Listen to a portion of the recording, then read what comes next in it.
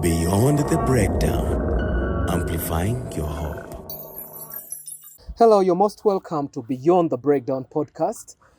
Here we want to give a avenue to people to share their stories and bring out something that can touch the lives of others or motivate others or share their stories because we believe in the power of healing through storytelling. I am Norman Destiny Ajorechin, and today I am very, very happy I have a guest that she would want to share with us our story. I believe it's going to touch the life of somebody out there. It's going to change the life of somebody. You're most welcome today. Thank you. You're talking to Rebecca Kisembo. I'm coming to share a story with you about my life. Thank you so much. Rebecca is one of the most vibrant youth in Lango here. She's a very nice lady to be with. More she will tell us. Rebecca, briefly tell us about yourself. I'm Rebecca. My primary, I went to Adiel Primary School. Then O level, I went to Lewa Tubu. A level, I went to Skyland. Then after Skyland, I went for a vocational education. I did fashion and design. After that, I do decoration and I am a decorator. Wow. That's so beautiful. To add on top of it, Becky is one of the people, I can say a champion, who spent her life advocating for a better life for people living with HIV. And she's one of the people living with HIV, and all her life she has spent wanting a better life for other people. And today we have on our screen, Beyond the Breakdown podcast. How has growing up with HIV shaped your life, Becky? Uh, Growing up with HIV has made me a strong lady. I went through a lot of stigma, but it made me to be a strong woman. And I'm very strong that I can even advocate for others. I talk to my younger ones to keep them strong like me. I was born HIV positive. I was born on the 25th of November 1997, and my mother gave birth to me. She was living a positive life. She gave birth to me and she passed on. She left me 2 weeks old. But me knowing that I am HIV positive, my aunt, the sister to my mother, told me when I was in P5, I used to disturb her, when will I stop taking these drugs? I am tired of taking the drugs. She told me the doctor said you're supposed to be taking it. There will reach a time and you'll stop it. But she told me the truth in P7, and I had to accept myself and I started taking the drugs. But at school, I went through a whole hell that everyone could stigmatize me, even the teachers. Sometimes I could leave school and I come back home. I tell my aunt and my uncle, I call them mommy and daddy. I tell them I don't want to go back to school. O level the same thing, A level the same thing, institution the same thing. In institution, I even fought someone. The day I was going to school, I went to the office and told the principal about myself, about my status. And the whole school knew about that. I had a friend, but this friend could tell people in class not to talk to me, even the boys in class, that they should not talk to me because I'm going to infect them with my HIV. So they reached a time I got so annoyed and I fought her back. Then they called me, the principal called me, because I fought that girl so badly and she ran back home. The principal called me and told me that I should call my mother. I told the principal I am not calling my mother here for this issue. Several times I came to your office, they're stigmatizing me. You don't say anything. They reached a time I could even take my drugs in a teacher's office because I was stigmatized even in the dormitory. They could leave me to sleep alone. No one wants to stay with me. But from that day I fought. I started being free from stigma and everyone started becoming my friend. Becky, what are some of the challenges that you have faced living with HIV from that time that you got to know that you're HIV positive up to now? And how have you gotten amicable solution towards these challenges? The challenges I faced as a positive person from a child up to now.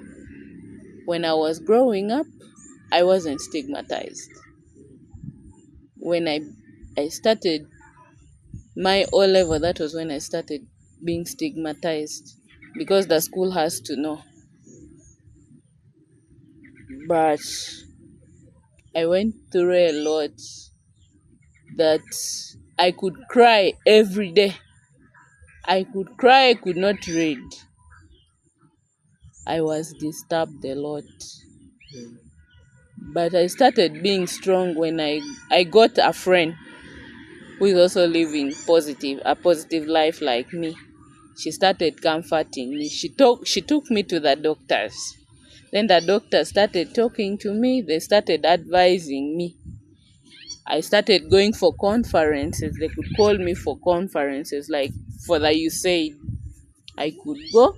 I speak in public with others. That was how I started becoming strong. And another thing that kept me strong, I got a boyfriend who accepted me the way I am. But remember, as I was growing up, someone asked you for a relationship. You accept, you tell them, I am living a positive life. But someone just wants to use you. They stay with you like 1 or 2 days or 2 weeks. They start giving you that gap After using you. after using you. But when I got this guy, he accepted me the way I am. And it was too hard for me to believe that. Because when I told him I am living a positive life and I went through a lot of stress and right now I don't want anyone. This guy refused. This guy told me, go and bring your drugs I see. You bring the book you go with to the hospital I see. I took the drugs. This guy said I borrowed someone's drugs because I am undetectable. Somebody out there would want to know what being undetectable is and what is the importance of being undetectable. You talked of you having a boyfriend. Uh, Somebody who is not a medic might fear that you might be in position to maybe for the other boyfriend of yours to contract. Tell us about that.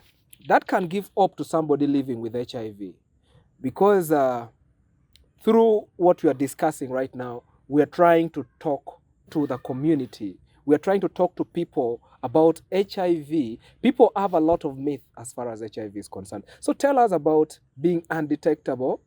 And if you're undetectable, are you able to give HIV to other people? Being undetectable means when you're taking your drugs very well, you don't miss your drugs, you avoid other things like having sex with multiple partners. That is when you'll become undetectable. I take my drugs very well. I don't miss any day. And my viral load is always very good. Yeah. So, taking these drugs, how has it shaped your life? Because I believe so much that very many people will be like taking the medication is very difficult. And somebody out there right now is struggling with taking this medication. As a person living with HIV, what message can you give to the other person out there? A message of hope. Message I'm giving to the people living with HIV and the ones that are taking care of the ones living with HIV. These drugs, taking them is not hard. Like me, I take mine once in a day. and you choose the time you're going to take it. If you choose that you're going to take at 8, it should be 8. You shouldn't pass 8 if you want your viral load to be okay and if you want to be undetectable. If it is 8, it should be 8. You should eat well, a balanced diet. You should take a lot of fluids. You should avoid having multiple partners. You should avoid, like, you should tell people the truth about yourself. If you get someone that wants to stay with you, not only in a relationship, if you have a friend and that friend is trusted, it is good to share the message with them because they can also take that message of hope to the friends they have. Sure. Yeah. So, what are some of the misconceptions that you as Becky you've had in the past years up to now that you're still moving on? What are some of the misconceptions that people are always have or people have had regarding HIV? Some of these can be very, very a positive misconception or a negative misconception, because like other people still believe that maybe HIV is curable. HIV, when you take it to church and people pray over it, it can. What are some of the misconceptions that has really been happening that you feel that people should know, and you feel that these people, after knowing, is going to improve their lives? Because other people will now stop taking drugs, believing that they can get healed when they pray for them and stuff like that. Maybe you tell them some of those misconceptions surrounding HIV. People should not be deceived that HIV is curable. HIV is not curable. If a pastor lies to you, you'll die. Because, like I said, when you're undetectable, it doesn't mean there is no HIV in your blood. It is there. You have to take your drugs and know that the drugs is there to keep us moving. It can never be cured. Yeah, but we have to take the drugs and we have to believe in God. The reason as to why God brought that same sickness, He knows it because the drugs they're giving us is still keeping us alive. Like me, if I don't tell you that I am like I'm positive, will you accept? And if you test me, the results will become negative. Yes. That is beautiful. Yes. It is good to tell people the truth about yourself. Because if you don't, someone can take you to court that you've infected him or her. Reason being, you've not told them your status and you can be jailed for that. I heard some woman in Uruba, she infected some kid. Like, she abused the boy, yet she was positive. And they have jailed her. She's in yellow. She's in Lyra prison. Yes, she's in Lyra prison. So it is always good to tell the truth and you live longer. I was being abused in my community. Even the guy I told you I have, they always tell him, you leave that girl. That girl is going to infect you. That girl is HIV positive. In my language, in Leblanc, they tell him, Nyao no chilim pio karo ko aneki. Wegbedi pay bed kere. This guy told them, I have chosen her. I know she is positive. People kept quiet. When I'm passing, even when I'm talking to friends, they say, you stop staying with that girl. She's going to infect you. Even my best friend did that to me. But this guy told me, you keep strong. You're much better than them. You're doing everything that anyone can do. It's just the blood that says you're HIV positive. But you're strong like any other person out there. He encouraged me. He told me, see, like one of the minister. She is positive. I also went to her and talked to her. She strengthened me. That is why I'm strong. She's positive and she's a minister. Beyond the breakdown, amplifying your hope.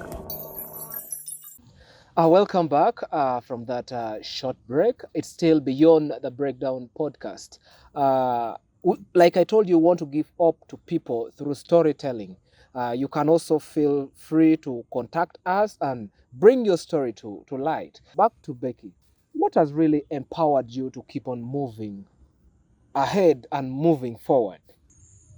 What empowered me is the love for others and the love that my people have for me at my workplace, at church, in the hospital where we get the drugs.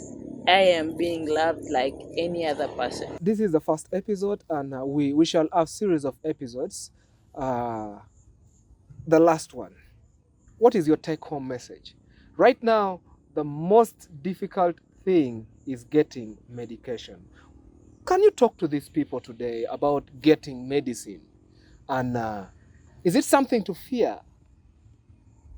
My last message to my good people: we are not supposed to fear getting these drugs. It is our life, it's our daily food. There is no reason as to why we need to fear going to get our own drugs. I went to the hospital on the 3rd of this month, and I met someone who came all along from Gulu to come and get the drugs from Lira, fearing those people from Gulu. But we don't need to fear others. Some businessmen and women from Lira are going to get drugs from Kampala, yet we have Lira main hospital here, and it's good, it has better qualities. Why do they have to go there? Yet here they are good drugs. They're supposed to get it also from here, wasting transport, going up to Kampala. There is no need for that. Others go to the hospital, putting on dark shades, putting on capes. They don't want to be recognized. They're supposed to stop that, because those are the people spoiling the names of those who are living positive. They go and infect others. They pretend. I also had a scenario. I have a friend. She told me she took a friend to the hospital. The friend was dating someone. That person took a friend to a clinic, and he had talked already to the clinician. This girl, she sensed something, because the results delayed coming out. So she told this friend of mine at the salon that she's not satisfied with the results. Kumbe, this guy had just bought, like, he talked to the clinician to cover up for him. So when they went back home, this girl insisted she bought a strip on her own and tested this guy, and the guy was positive. But when my friend took her to the hospital, they gave her PEP for a month to take. Lastly, how do you think we can work together to really break the silence about HIV and the stigma surrounding it? We can go for outreaches. We can go to the radio for the talk shows. We can talk to the pastors, reverends, priests to teach all this in the church. We can go to the communities and sensitize others about HIV. You're still tuned to Beyond the Breakdown. It is a show that brings stories to the people. you want your stories to be heard, please feel free and hit our inbox. We want to really encourage somebody who is breaking down. We want to encourage somebody who has lost hope. We want to encourage somebody who feels that the world is not the best place. We want to bring that person on board through that story that that person will say or will tell to the public. He or she will also be healing. He or she will be releasing some of the burden that is really affecting him or her. We have this platform. What you can do, go to our social media handles Beyond the Breakdown, both on TikTok, on Facebook, on Instagram. Please like them and share them. Be part of this by doing that. Thank you so much. I am your host, Norman Destiny Ajorechen. I am a medical worker. I am a right activist. I am a media personality. Feel free to consult me. Feel free to talk to me. I'll be readily available for you. Thank you so much. Join us for the next episode of Beyond the Breakdown. Have a good time. Beyond the Breakdown, amplifying your hope.